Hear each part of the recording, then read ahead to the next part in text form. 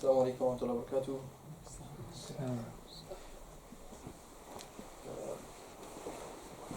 The Prophet sallallahu alaihi wasallam, from the time that he received wahi till his death, he had this sorrow, and that sorrow he felt throughout his entire life, his prophetic career. And what was that sorrow? He felt the pain of the believers. When he was in Mecca, he saw the male believers and female, the males and the females going through difficult times, and he would console them. And Allah subhanahu wa ta'ala, he had to continuously console the Prophet sallallahu alaihi wasallam because of this sorrow. And we learn from this that the concern for the ummah is one of the greatest concerns that we have. And it's one of the greatest responsibilities that we have. To worry about not just ourselves, and not just our immediate family, but those around the community. Right? When we see a child in the street, doing something that they shouldn't be, then we should feel the same sadness that we would have felt if it was our child. Because this is the concern that we have for the ummah.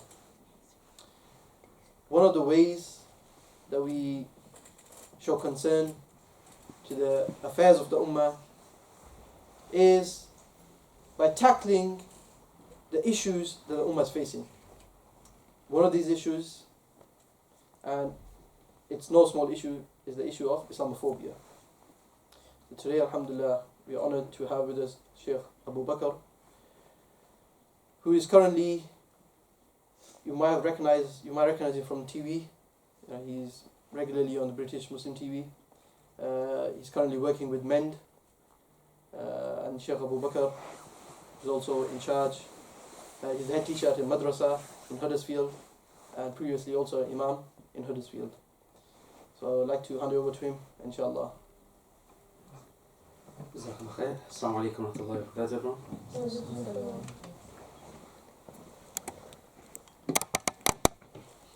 So firstly, I just want to say Jazakallah khair for accepting our invitation and allowing us to come to the masjid to talk about this important topic. So today I'm here representing MEND, a national organisation which is at the forefront of tackling Islamophobia. What the organisation does itself and what it's trying to achieve, inshallah, we'll look at a bit later on. But the reason for me reaching out to Mulna and trying to arrange this event today is because November is actually quite important. November is Islamophobia Awareness Month. And it's a month in which you have organisations, Muslims, non-Muslims, universities, councils, etc., who raise this awareness of Islamophobia and the discrimination that Muslims face within the UK. And as Mullah said, it's very important for us to understand what Islamophobia is and how, to what extent it actually exists within the UK.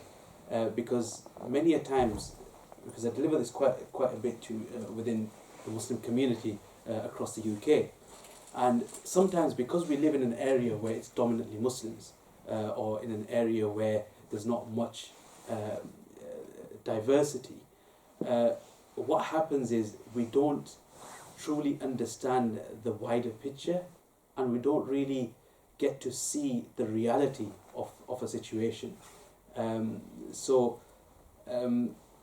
If I was to, for example, if I can just from yourselves out here, has anybody ever experienced some form of Islamophobia? Just the one person. I'd be interested to know what that story is, inshallah, a little bit later. Anybody else? Two? Myself personally, I've faced it once in my entire life. So sometimes just because we've not faced it or because we've seen it only happen once, we think, it's not as serious as it is. And inshallah, that's why inshallah this presentation and today inshallah we're trying to show to you exactly what extent it is and how we can actually tackle that within our communities locally as well. So first and foremost, what is Islamophobia? So I'm going to request brothers and sisters inshallah to come in and kind of give me your thoughts before I actually go into this. What do you think Islamophobia is? So if I can start off with any of the sisters, if they want to say what they think, anything that comes into their mind.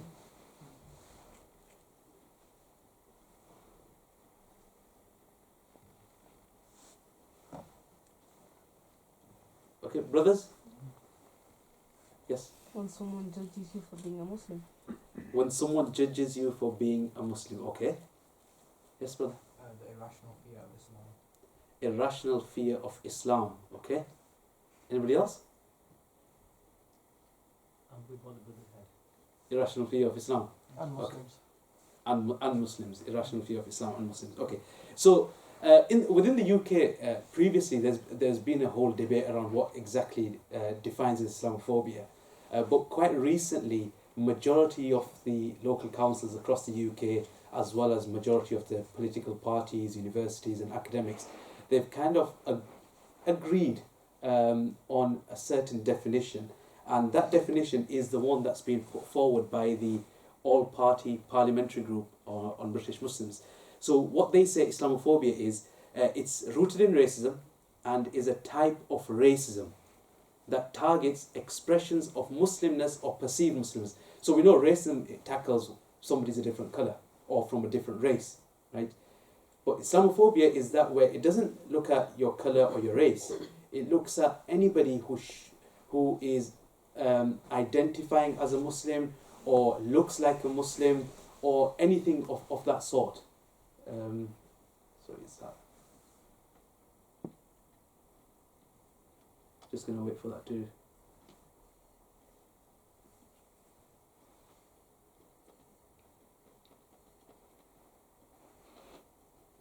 Okay, that's perfect. So, rooted racism, so it's a type of racism which targets expressions of Muslimness or perceived Muslimness. Now, perceived Muslimness that's written there is because sometimes an individual may become a victim of Islamophobia despite them not being a Muslim. How's that possible? How can somebody who's not a Muslim be a victim of Islamophobia? The Sikhs. The Sikh.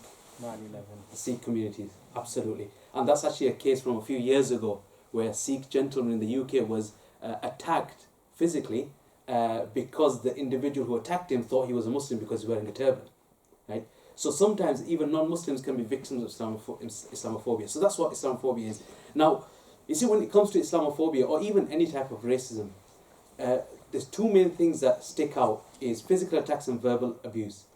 Everyone can see that. Somebody gets punched because they're a Muslim. Somebody gets sworn at, called the P word or whatever because they're a Muslim, right? That's very obvious. Everyone can see that, and it's there blatantly, right in front of you.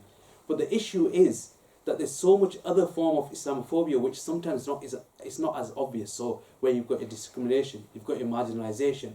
You're at work, but you're not being invited to work parties. You're not being treated the same. You're being given extra work. Your annual leave every time gets kind of rejected the days that you want, and things like that.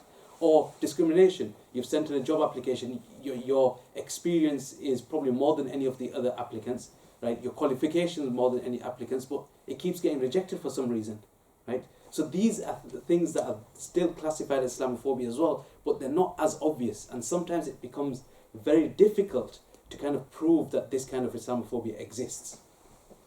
So, I like asking this question, and I've already asked it at the beginning, mentioned it slightly at the beginning, is Islamophobia isn't as bad as some organisations portray it to be. So because MEND is at the forefront of tackling Islamophobia, sometimes we actually get these comments that, oh, you guys are just making a big hoo-ha of a situation which isn't, that serious. So what do you guys think? Is Islamophobia as bad as some organisations portray it to be? I think it's worse. think it's worse. I Interesting. think the iceberg, the picture that you show with the iceberg is very, very telling. It's the unseen things that are ingrained within, I guess, things like institutional racism, which organisations deny it, but the reality of the situation is it's there. You just can't prove it because it's unseen. Absolutely. The brother at the back? I think it's a case of, it's not necessarily that it doesn't occur. I think we've become so used to it now that we don't even recognise when it's happening. We're so used to being bullied or treated in a different way, it's almost become subconsciously accepted within ourselves that it is the norm. Absolutely. Okay. So alhamdulillah, good to see that people do think it's kind of as serious as it is. Now, you know, when we kind of are trying to inform the non-Muslim community of this, we need to prove it to them that it is actually, as you said, worse than it currently is kind of mentioned in certain places. And it's things like this that show us that it actually is worse. Is that Childline, a charity which works with children, recorded a 69% increase in racist bullying in playgrounds. And the most common terms that were being used to bully children was bomber and terrorist. And we all know, you know, when these two specific terms are always targeted towards the Muslim community, right? A non-Muslim can do something similar, but the word terrorist isn't applied to them. So this, the interesting thing about this stat here is they should instead of saying racist, they should just change the word to Islamophobic, because that's what it is. It's Islamophobic bullying, right? So this is just one stat that's affecting children in schools. So a 69% increase is a huge number, right?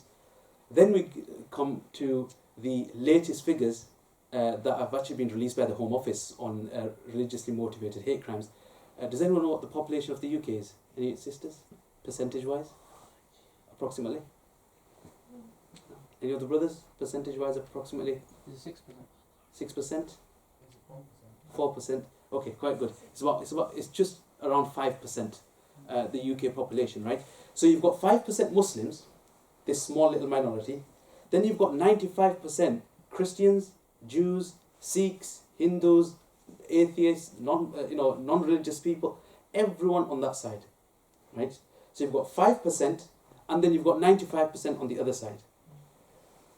Despite being such a small number, almost 50% of religiously motivated hate crimes are targeted towards that 5%. And these are Home Office figures. So it's not figures that the Muslim community has come up with or that we've made up. These are actually figures from the actual government documents. Almost 50% are targeted towards that 5% minority, right? So it's huge numbers.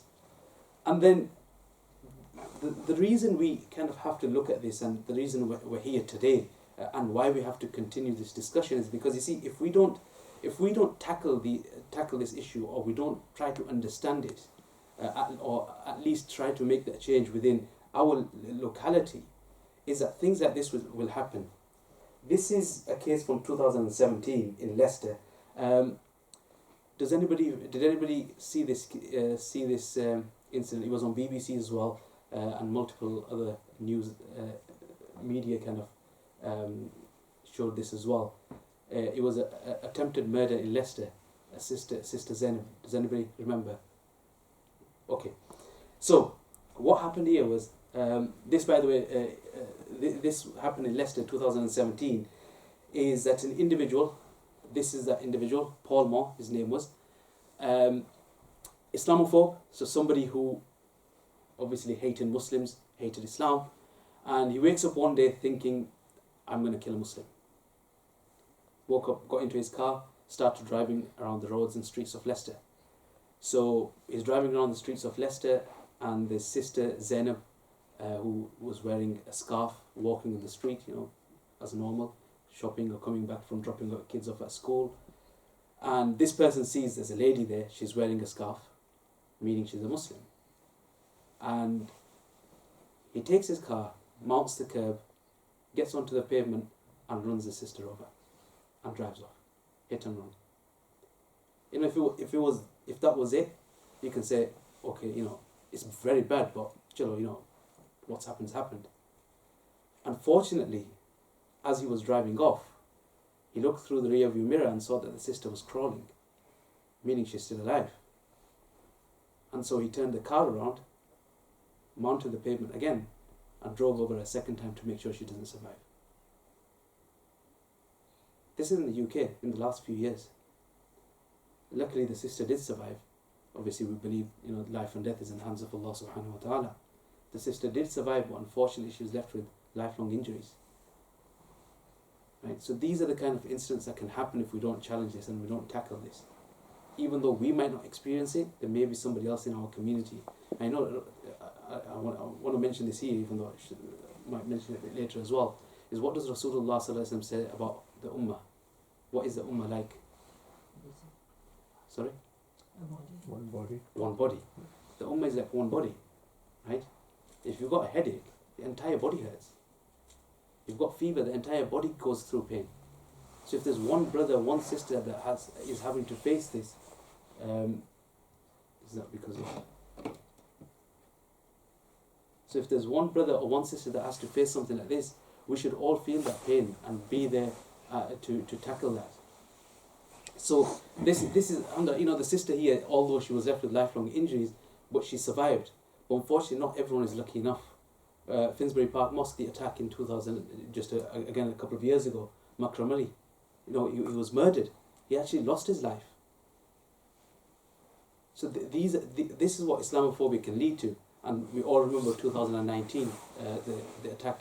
This is not in the UK, but this is to the extreme level that it can go, where 51 were killed in Christchurch. A child as young as 3 and an elder as old as 70, 80. They were all murdered for what? Their crime being that they were Muslims. That was their crime. So this is just to show you to what extent Islamophobia can go to, right, and what it can lead to. So it's very important that we challenge this. So why is Islamophobia actually rising? Let's get some thoughts now. This is always, in a masjid, this is always a very interesting discussion, because every masjid I've been to so far, somebody's always said one specific thing which I look forward to. So let's see. What do you think is causing Islamophobia in the UK? Perception that's painted of Muslims in the media. Media, okay. Perception of Muslims in the media. I'd say rise of the far right. Rise of the far right. Sisters?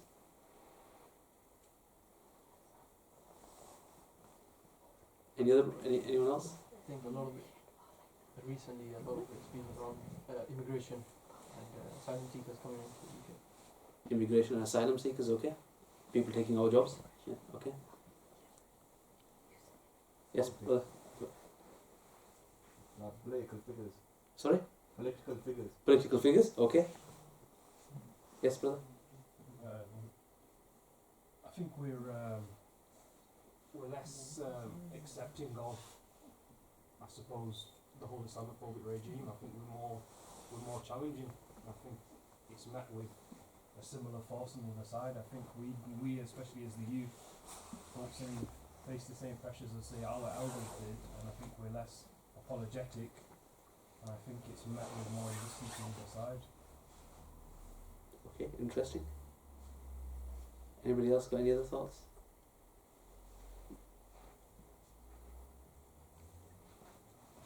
I think it's because people perceive there are many more Muslims than there actually are in the UK, and I think that since we think that Muslims are something becoming majority, we don't even see in that area. We think Muslims are now majority, and we want to go against that. Okay. So people thinking that Muslims are taking over, a bit like how the whole narrative in India at the moment, that's what it is, Muslims are taking over, and so the whole Islamophobia in India that's currently what's happening there. Okay, so majority of the reasons that everyone said, they all are kind of causes of Islamophobia rising. Yes, brother? There's also because Muslims don't agree with LGBT. Muslims don't agree, so there's Islamophobia rises. Okay. What if I said to you that there's actually an LGBT organisation which is actually fighting Islamophobia? Interesting, isn't it? Okay. So, what do you think is causing Islamophobia to rise within the UK? Brexit. Sorry? Brexit. Brexit. Right, okay. So, The reason why I said there's one specific thing, I don't think anybody really mentioned it, that is, it's the Muslim community's fault. This is what I usually hear in masjids, right? They say it's the Muslim community's fault, right? We're drug dealers, there's these, in the news there's grooming gangs, there's, all these other kind of things that Muslims do wrong, etc. So they blame themselves. Do you agree with that? I wouldn't necessarily agree with that. I think it's like what I was saying about the media portrays it more and we're doing it, but realistically, loads of different races are doing it, and the media just show more of a light on the Muslims doing it. Absolutely, absolutely. And this is actually something. Not sure if anybody's seen Malcolm X's speech. In one of them, he said, "Who taught you to hate yourself?" Even in the US, the black community, many of them started kind of actually thinking that maybe we're causing racism ourselves. And in that speech, Malcolm X says, "Who taught you to hate yourself?" So many other communities or other individuals or people belonging to other religions, there's grooming gangs, much larger in number, right? There's drug dealers, again, much larger in number. So if you ever do come across somebody who says it's the Muslim community's fault, why is it that the Muslim community needs to be apologetic over the actions of a few, whereas others don't? Why doesn't the Christian community, the whole scandal that happened with the churches, right? Why isn't there sort of attacks towards the Christian community because of it? Imagine that happened if that was in the Muslim community. Imagine the uproar that would have been. There was uproar with the church as well, but not to the extent where hate crime started rising against the Christian community. Here against the Muslim community, even over every small thing, as I think one of the brothers said, was that the media portrays it as such that it's much as though the Muslims are the only ones doing that, right? So majority of the causes, everyone said, those are kind of causes, but I'm only going to mention 3 causes here. And I'm going to mention these 3 because we firmly believe as an organisation that if we can tackle these 3 causes, then we can really reduce Islamophobia to quite an extent. First, foremost, already mentioned media negativity, right? Does anybody here own a business or do they employ people? Okay, does anybody work for an employer? Okay, a few, right? When you apply for a job, they ask you for a reference, right? Usually 2 references. What do they usually expect the references to be? Good or bad? Good. What if the references are bad? What happens? Do you get the job? No. Most likely no, right? Now, the reason I said that is because when it comes to the media, one of the stats, and this is actually a very strong source, is that for every one moderate Muslim mentioned in the press, there are references to 21 extremist Muslims. The reason why I mentioned about the job thing is there's so many non-Muslims who don't have a Muslim colleague, they don't live in a Muslim area, they've never spoken to a Muslim, they don't know anything about a Muslim. Where are they going to get their information about Muslims from? Media, right? Whether it's social media or newspapers or broadcasting channels, whatever it may be. So imagine that where imagine in that same, take that same employer example, you give your employer 22 references, and out of those 22, 21 of them say he's a very bad worker, he's lazy, he doesn't do his job properly, he's always trying to take time off. Will any employer ever employ that person? No, nobody will. And that's exactly what's happening with the media. That when it comes to portraying the Muslims, out of every 22, 21 are references to extremists, and only 1 moderate. We're not even talking positive here. Moderate meaning they're all right. They're not good or bad. They're all right. They're in the middle. So this is one of the major causes of media. And I actually want to give you an example. This is a very interesting story that was in the Times. Very interesting. So there was this article, Christian child forced into Muslim foster care. There was a huge uproar in the area that this happened in. And this article, it claimed 3 things. It claimed, first of all, that the foster parents, the sister specifically, she used to wear the niqab. so covering the face. The second thing it claimed was that she couldn't speak English. And the third thing this article claimed was that the foster parents confiscated the child's cross that the child used to wear around her neck. Claimed these three things in the article. There's a huge uproar. Honestly, people were hammering the local council for how did they allow such a thing to happen. But guess what? Not a single one of those claims were factual. They were all incorrect claims. First of all, the niqab. It wasn't niqab. The sister used to wear the hijab, not the niqab. So it's a completely different thing, right? That's first thing. Second thing, not speaking English. Not sure how much you guys know about the law regarding taking a child into foster care. If you can't speak English, legally you cannot adopt a child in the UK. So for the council to have had done that, they would have been breaking the UK law. So second wrong thing. The third about the cross thing is the child actually requested the parents to look after that cross because it was a kind of, how we say in a majority here Pakistanis, how we say akhri nishani, right?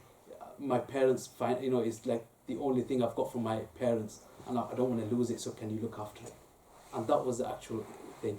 And the thing that makes me laugh, or should I say cry, is actually it makes me laugh more than cry, because just think, how did somebody like the Times almost get away with this? Right? Was that child actually, the grandparents were Muslims. And that child was actually being raised in the grandparents' house. So when the council put that child into a Muslim house, because the environment in the two houses was the same. And that's the reason why that child was put into that kind of, the care of Muslims, so that the environment doesn't change, into a completely different environment.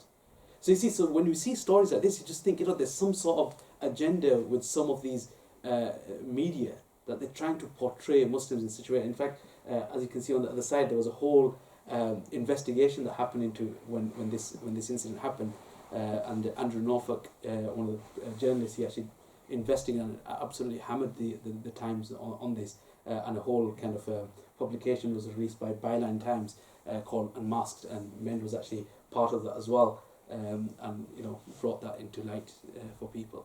So this is the first thing, media negativity.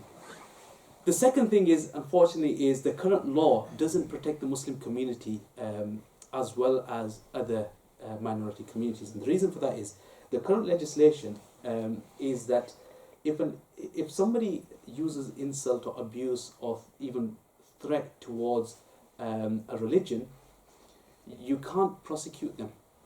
You can only prosecute them if you can prove their intention was to stir up religious hatred. So I'll give you an example. When you get protesters and stuff, imagine somebody took a board, and they wrote on the board "No more blacks," and they stood on the street like that. Do you think that's legal? No, he'll get arrested for that, right? That's racism, clear racism, and he'll get arrested straight away just for standing on the street with a sign saying "No more blacks." Now let's take it into our for the Muslims. Somebody wrote "No more Muslims" and stood on the streets, exact same thing. Do you think that's legal? Unfortunately, it is. So you won't be able to prosecute that person unless you can prove his intention was to stir up religious hatred. Now, I know all the brothers and sisters are all sat here. Can you look at the person next to you and know why they're sat here today? What their intention is?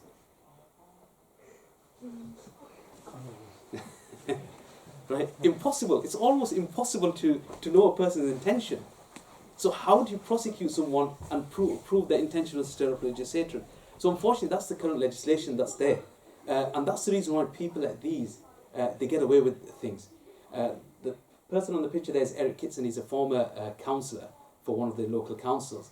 And he wrote regarding Muslim women, hang them all first, ask questions later. He posted this on social media openly. Hang them all first, ask questions later. Imagine you had written that about the Jewish community, or you had written that about the black community. He would have been behind bars for years. So he wrote that. Then he posted that picture that you can see on that phone.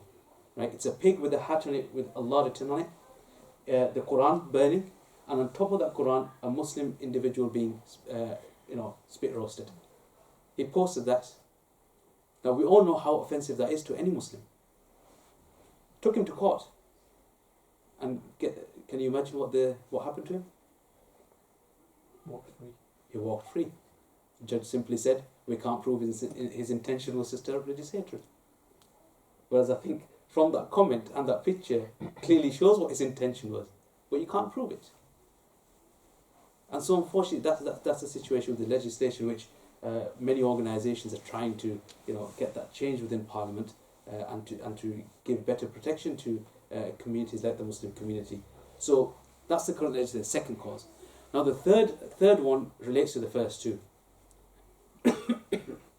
And that is the structural barriers which prevent Muslim participation in civic society, so in media and politics. What's the representation of Muslims, right? So, what would be quite fair is that the amount of the percentage of Muslims that there should be that much percentage of representation everywhere. No, we're not talking about just Muslims here. If, for example, the black community is 10% of the UK, they should have genuinely 10% representation, in whichever fields. Similarly with the Jewish community, if they're 1-2%, they should have at least 1-2% representation.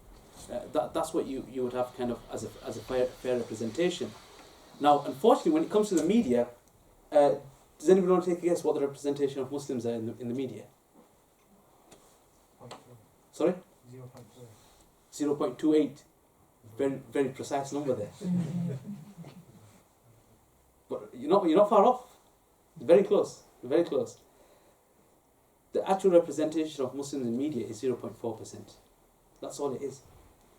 And you look at the Muslim population, by the way, this 4.8% is a couple of years old, so it's actually 5%. I think it's 5.6% now, the Muslim population in the UK.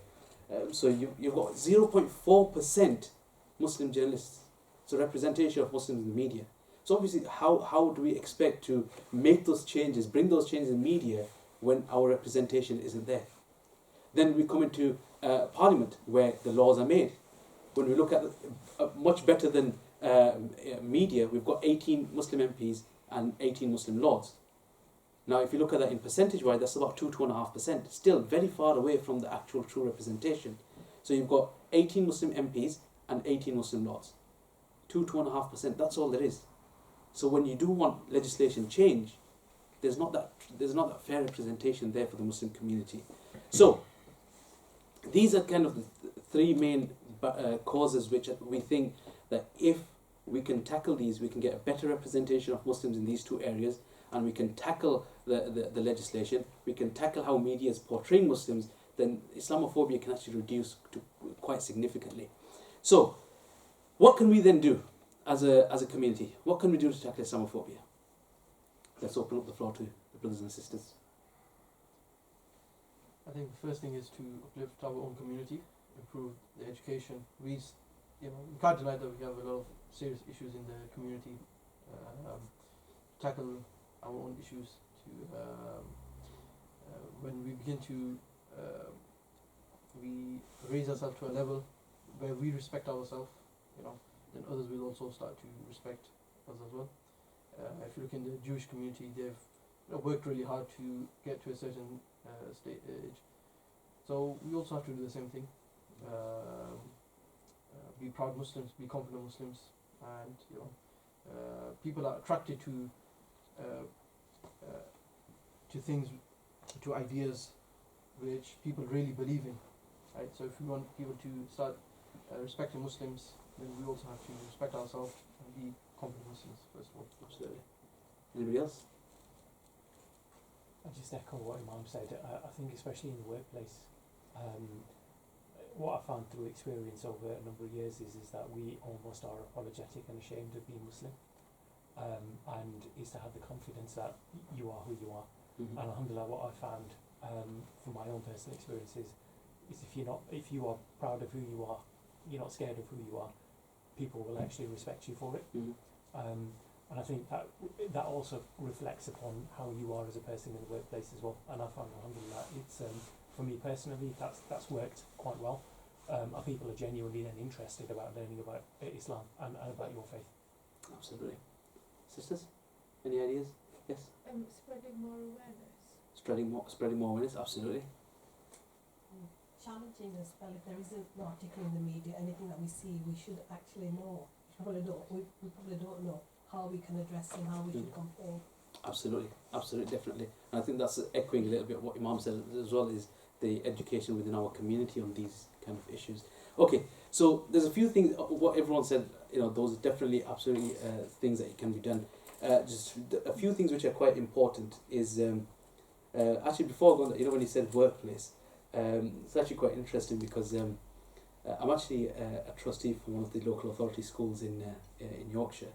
And we get invited every year to the annual awards evening where we present awards. So obviously being a trustee, we have to kind of present those awards.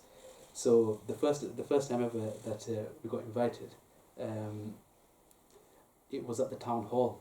And previously I never used to wear an imam. I used to wear a topi similar to Imam Sahib and normal shalwar kameez. I on purpose on that occasion wore an imama, nice big one, put a waistcoat on, full, the way I am now, and I walked into town hall. Now there's parents walking in, individuals who with children, without children, everyone walking in, and no issues. I walk into the town hall, and the security kind of came forward. Can we help? Look, as I said, normal person would be like, oh, they're just trying to help. But we know exactly why they came forward, right? Can we help? Two of them, one person is enough to help. Two of them came, can we help? And I'm here for the awards evening. They look at me, there's no kids with him. He's not, he's not a parent or anything. Awards evening? And they're just looking at me thinking, have you got a child at the school? No, I don't. And then they just start looking at each other, what do we do? And before they could say anything, I said, I'm the trustee of the school. And the way their faces dropped, honestly, I would pay anything to see that again. The way their faces just dropped, that how can somebody dressed like this, with a beard and with a massive imam on, and looking exactly looking like how the media shows terrorists, be a trustee of a white school.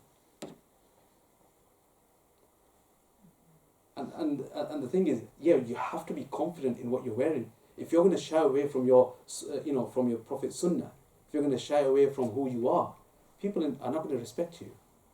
And the worst part of that incident was, got past the entrance, went into the main hall. Obviously, as trustees, we don't deal with the teachers. Our direct contact is just with the head teacher and the governing body. So walked into the actual main hall, and the teacher stopped me, saying, "What are you doing here?" And then again, I had to tell them I'm a trustee, and their faces just dropped seeing somebody, in a position like that. And that's where when people are in a position like that, they have to be confident of who they are. Only then you'll actually see those changes. And alhamdulillah, since then, that school we've got, we've managed to get the school to create a salah facility for the students. The school to create a wuzu khana in that school as well. Every year they take part in Islamophobia Awareness Month, and that's the kind of changes that you can get done when you're confident about who you are. So anyway, the first thing we all need to do is reporting Islamophobia is very, very important. This is something which the Muslim community is very, very poor at. You're walking on the street, somebody will say, "Oh, you P word." Oh, forget it. Why? Because we're taught sabr. Correct? That's what we're taught, isn't it? Sabr, no problem. There's sabr, sometimes yes, there is sabr. But at times you have to retaliate as well. Obviously not there on the moment, but report it. It's something very minor, you might think is very minor, but when you report it, them stats that Home Office has showed, almost 50%, I firmly believe those stats are actually much less than the actual reality. And that's because we don't report it as much. And you see when organisations like Mend, Cage and others, when they kind of lobby government to change that legislation, what does government, when it comes to policymakers, what do they want to see when they want to bring in a new law? Stats. They want to see the stats. And if we go there saying, oh yeah, there's 1,000 Islamophobic crimes a year, so what? There's 3,000 racist incidents a year. It's only when we have a truer picture and we can get these actual stats and show them, look, it's actually a really serious problem and you need to change it. So reporting something is very important. Even if you get verbally abused, report it. Call the police and tell them, I want to report it as an Islamophobic hate crime. And you know, subhanallah, I didn't know of MEND until 2018 actually, but in 2015 it was because of the work of MEND and other organisations that it became the new law that every police service in the UK had to record Islamophobia as a separate form of hate crime, and you know, put aside specific resources to tackle Islamophobia. So you know, that kind of work is being done by organisations, and we need to make the most of that. So any incidents, report it straight away. Whether it's verbal abuse, physical abuse, discrimination, anything, report it to the police. So those stats are there. Second thing is what the sister said, raising awareness, and this is what the presentation like this, you know, that's the purpose of the raising awareness. And similarly, it's not just about being, you know, knowing everything about Islamophobia, but even simple things, you know, just mentioning it to your colleagues at work, right? Mentioning it to your friends, your families. You know, you know, you might have non-Muslim friends, you might have neighbours. You know, raising that awareness with them. What do you guys think about that? Right. So raising that awareness is very, very important. Creating partnerships. This is again a very powerful tool, especially for the Muslim community. You know, mashallah, you know, the masjid is a very beautiful masjid.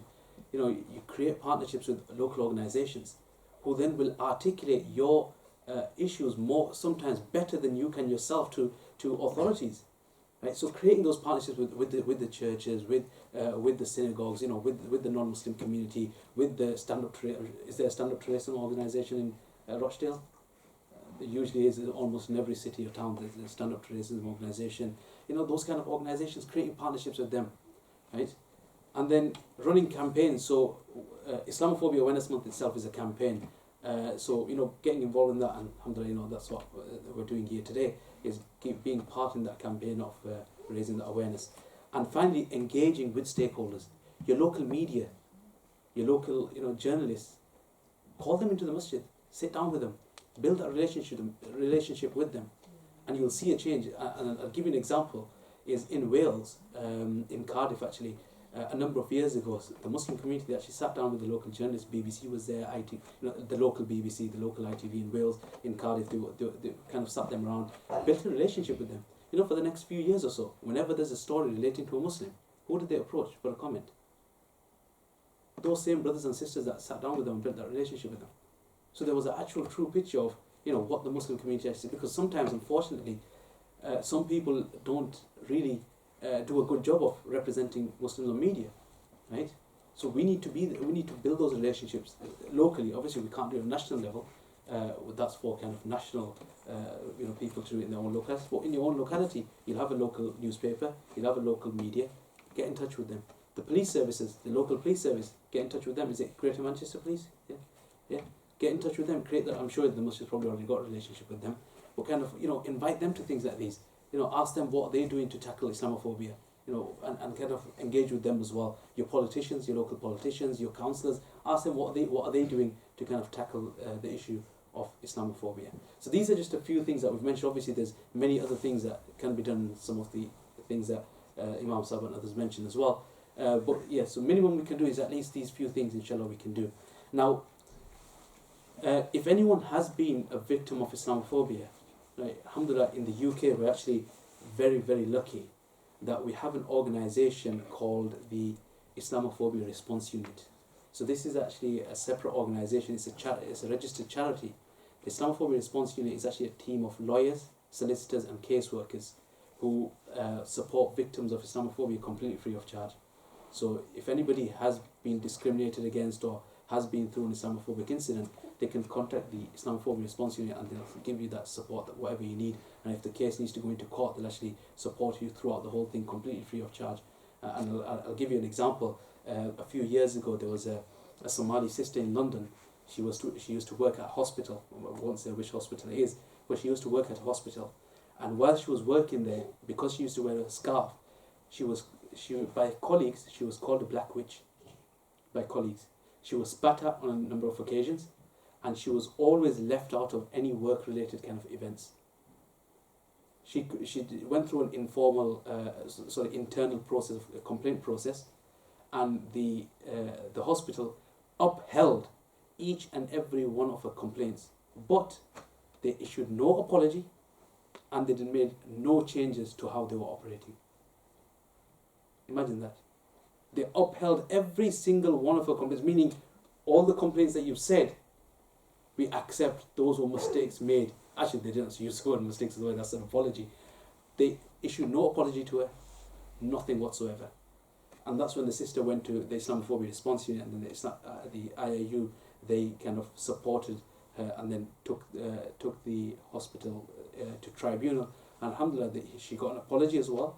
The hospital promised to make changes to their policy as well, and she also got a compensation of over £25,000-30,000. So alhamdulillah, we're very lucky that we've actually got an organisation like this in the UK. So if anybody has been a victim, please do contact them. I'll advise the masjid as well, is they've got the website, is maybe just have a post in the masjid for if anybody wants their contact details ever, somebody who's been a victim, they know who to contact. Other than that, coming to what Imam Sahib said about education, so alhamdulillah, as an organisation, we offer numerous kind of trainings and workshops and presentations. So we've got one on politics and media. Sister said about challenging the media. Now, if in the media tomorrow there's a false article about the Muslims of Rochdale, how are you going to challenge that? How many people from the Muslim community actually know how to challenge an article, or even something that they showed on news?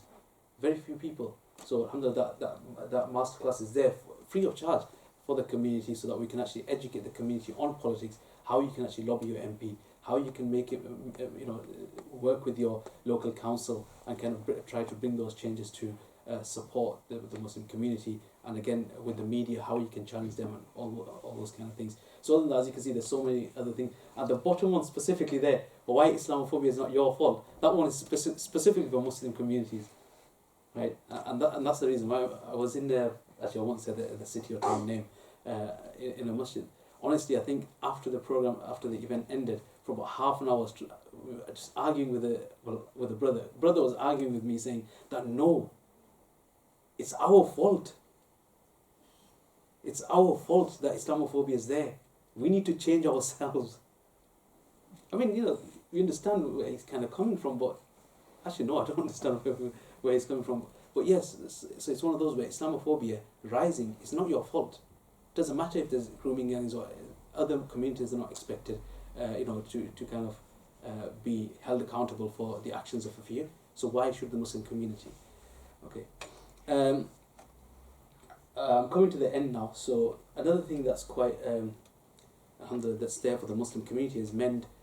We've actually created certain resources for specifically because our children are very important to us. The upbringing of our children is very important as Muslims. So there's actually multiple resources on ensuring that your school allows for provisions for your children. And honestly, the Muslim community do not use the current legislation that's there enough. The Jewish community, the LGBT community and other communities, they all use the same piece of legislation to get what they want. But the Muslim community doesn't. Right? Did you know the Department for Education, right, in the original government document, when they talk about equality of opportunity, in the official document of the government, an example that they've given which school needs to do is enabling Muslim pupils to pray at prescribed times. And there's so many schools and education establishments in the UK that don't have those facilities, where legally, by law, they have to provide those services. Right? Legally, they have to provide those services. They have to provide a child a place to pray. So, as I said, these documents, they're all on the MEND website. You can actually go on there, and all the actual laws are there that that benefit the Muslim community so much. So you can actually go on there and read through these very, very important pieces of documents. So now, finally, ending on what does MEND does. So MEND as an organisation, there's mainly 4 things that we're trying to achieve. Reduction of Islamophobia, and I think we've made that quite clear through the presentation, is making sure Islamophobia is reduced. Muslim community empowerment, so media, politics, educating our community on those two specific areas, so we know how to kind of work on those. Securing a Muslim future for our children in Britain. Right, we all know what happened in Bosnia. We know what's currently happening in France and other places where things are being banned and everything. So as an organisation, we're trying to make sure that doesn't happen to our future generations. And finally, general appreciation of reality. So as I said, as we've seen, the media is not very supportive of the Muslim community when it comes to showcasing the positives. So what we try to do is look at all the positives that the Muslim community contributes and kind of showcasing that to the non-Muslim community, showcasing that to non-Muslim communities to show them that Islam and Muslims are not just what the media portrays as, bad and evil, etc. So that's what MEND is there trying to achieve. And obviously, as an organisation, it is a volunteer-led organisation. So we do appreciate if anybody does have any time that they can spare to kind of support the organisation, even if it's an hour in a month or half an hour, or just helping out whenever there's an event locally or anything. We really appreciate the support. So please do try to volunteer for the organisation. These organisations, there's many masjids, there's many community organisations. I'm part of a masjid as well. I'm part of a community organisation, and I'm part of a school as well. There's many establishments, but organisations that mend and cage, there's very, very few that are at the forefront of protecting your rights. I mean, COVID just happened recently. At the beginning of COVID, I'm not sure if many of you know, but majority of the Muslim communities know, there was genuinely a talk in Parliament to cremate bodies. I'm not sure if some of you remember, but they were actually considering that during COVID that Muslims you'll have to burn the bodies of your mothers, your fathers, your brothers, your sisters. And who challenged that? Within 24 hours, MEND, the National Burial Council and other Muslim organisations, within 24 hours, subhanAllah, over 80,000 emails were sent to MPs to make sure that legislation doesn't pass. Otherwise, we would have been sat in COVID cremating our dead. Right? So supporting organisations like these is very, very important. So please do try to kind of support in whichever way you can. And finally, I'm going to end on this verse of the Quran that, look, as Muslims, the thing is sometimes especially when you're doing work like this, we sometimes become we lose hope that nothing's really going to change. And the thing is, whether things change in our lifetime or not, that's not the point. Because on the day of Qiyamah, when Allah asks you, what did you do to protect your sister, your brother, your Muslim brother, your Muslim sister? What did you do to tackle Islamophobia? What did you do to protect your Muslim brothers in Islam? Allah's going to ask what you did, not did it work. Because the result in whose hands? In the hands of Allah. Allah's not going to ask you, oh, you did all this, nothing changed, what was the point? Allah looks at your efforts, and you will be rewarded based on your effort and based on what you did. So that when you're standing in front of Allah on the Day of Judgment, and Allah asks you, your Muslim sister was being run over, your Muslim sister, her hijab was being pulled off, your Muslim child was being bullied at school, what did you do to protect that? What will you say? So it's very important that we actually do something, right? And I know I've said this 2-3 times now that I'm going to finish on this, but I completely forgot. There's actually a video I wanted to show earlier on, and I usually don't like finishing on the video on this video because it kind of leaves it kind of finishes on a negative note. But alhamdulillah, there's a lot of changes that are happening, and organisations are challenging. But I am going to show this video just to show you, how serious things can be. So this is actually a case which I've been involved with quite. Is there audio? Just on the laptop. Just on the laptop? Yeah.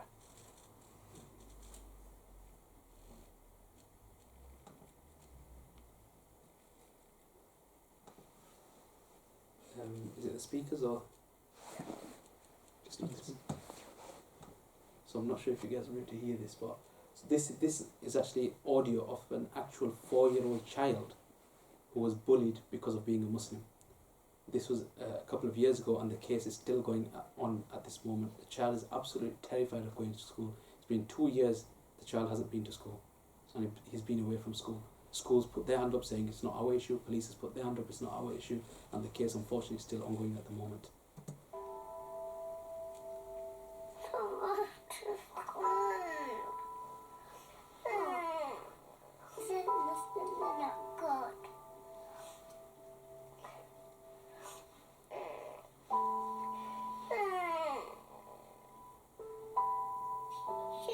If you punches and you pushes, you're saying Muslims are not good.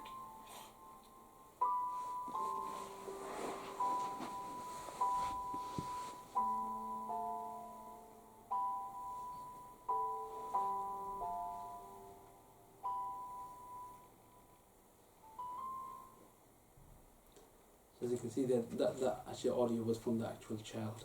And this is actually quite a local case of where a child as young as 4 has been a victim of Islamophobia. And then the other video is, now this one, the first half of the video, the incident a bit similar to the other one is dramatized, but the actual incident itself is a true case that actually happened.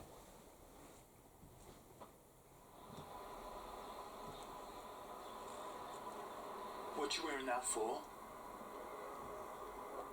That don't belong here. Take it off! I said take it off!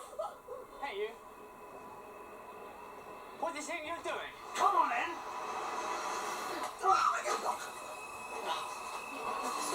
Please, stop!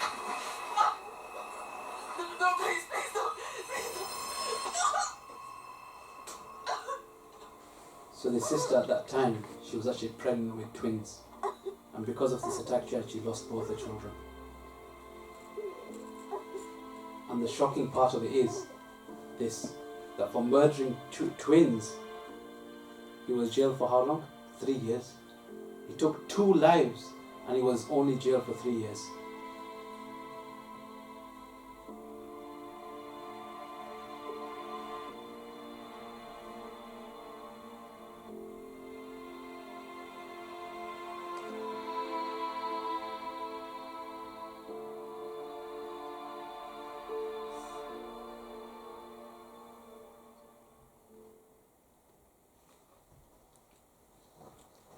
So yes, unfortunately I didn't want to end on this. I was supposed to show earlier, but I kind of forgot. But unfortunately this is the reality of Islamophobia, and I think videos like these, I think it should encourage us even more to do as much as we can within our capacity to kind of challenge and tackle Islamophobia. So Jazakallah khair for having me, inshallah, and I hope that was quite informative and beneficial. Jazakallah khair.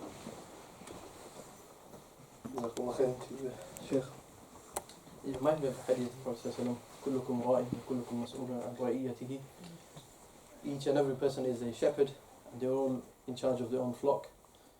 You know, you might not be a community leader or MP, but you're going to be a father, an uncle, an elder brother, elder sister, a mother, right? And we have a responsibility to ourselves, our families, in our communities, and the Muslim Ummah. Inshallah, we have just time for a few questions. That's okay? Yeah, absolutely. We're in question.